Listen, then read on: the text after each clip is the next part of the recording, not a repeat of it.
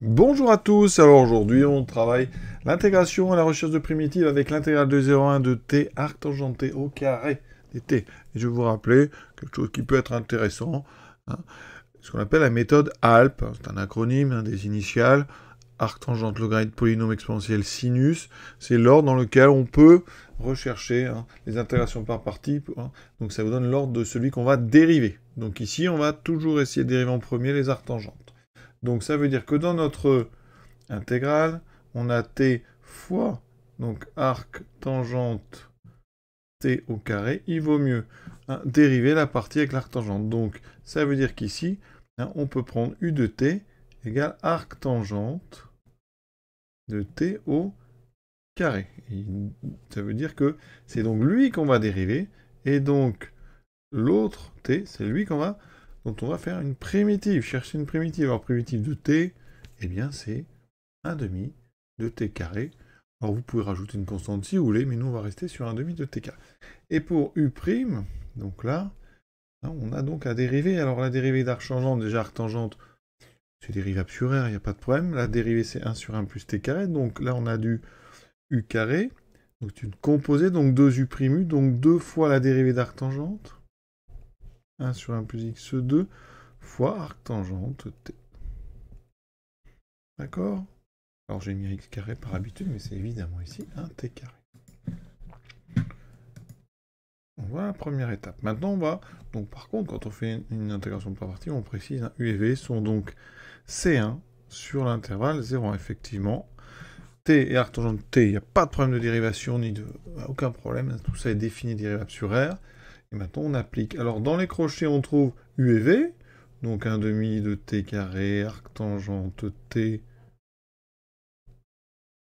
au carré, pris entre 0 et 1, moins l'intégrale de 1, des deux nouvelles que j'ai créées, donc le 1 demi t carré et le u' de t. C'est-à-dire ici, donc, le 1 demi de t carré fois ça, alors les deux, vous voyez, vont se simplifier, il me restera t carré sur 1 plus t carré fois arc tangente de t dt.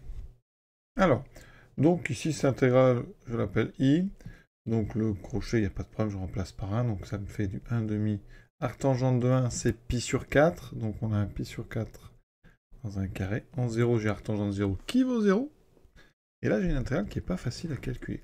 Alors, j'ai du t sur 1 plus t carré. Alors ça serait bien qu'en haut, j'ai du 1 plus t carré. Donc je vais rajouter, vous voyez, 1 plus t carré, et je mets mon 1 ça.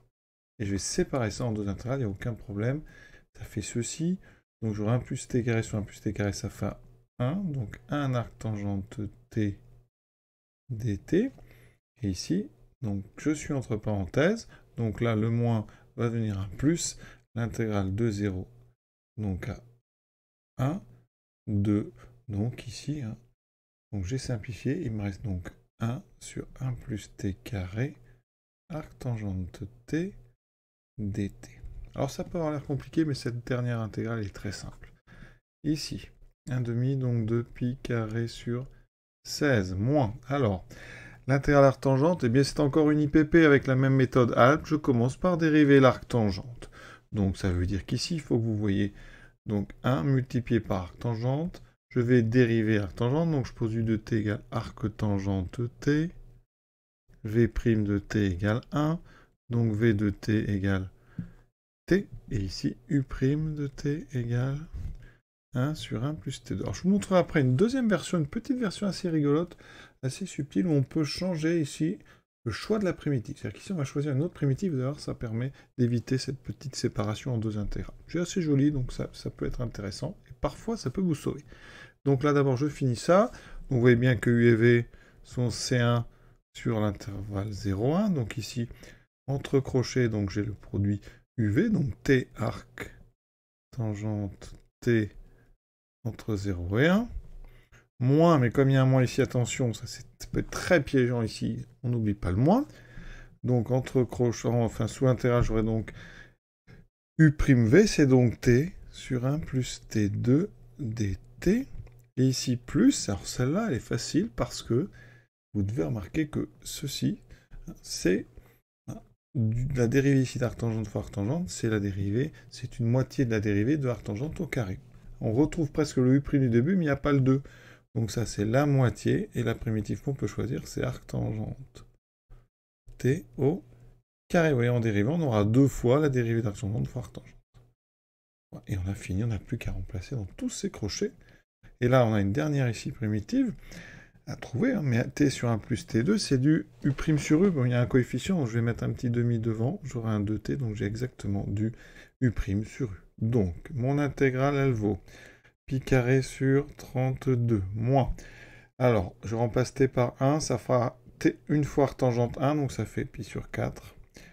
En 0, arctangente 0 vaut 0, et de t vaut 0, donc il n'y a pas de problème. Ici, j'ai donc plus 1 demi de ln de la valeur absolue de 1 plus t2, mais bon, comme 1 plus t2 est strictement positif, ça n'a pas d'intérêt.